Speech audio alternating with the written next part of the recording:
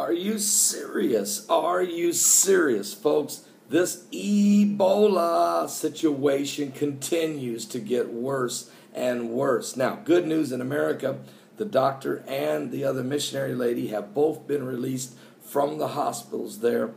And matter of fact, the Dr. Kent Brantley, is even speaking at the podium. He has been completely healed of Ebola.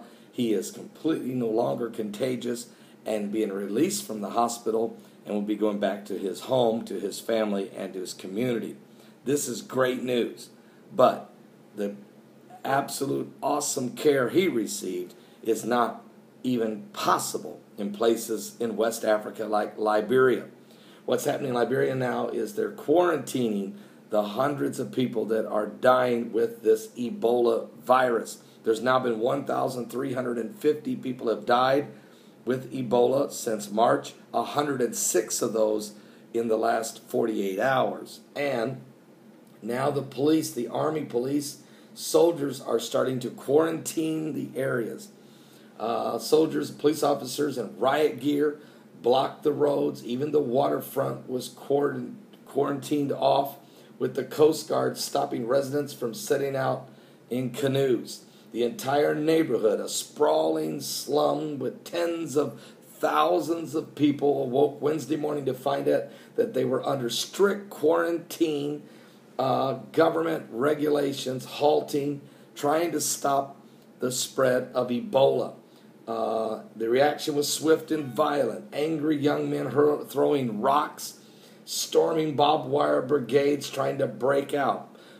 Soldiers had to fire into the crowd, live ammunition warning, and even some were shot in the legs. One teenager was hit near the barricade. It is getting crazy. What it is, they're sealing off the entire area, and people can't get out to get food, to get things they need, basic essentials, as their lives are being disrupted as the government's trying to contain this plague. Is this one of the seven last plagues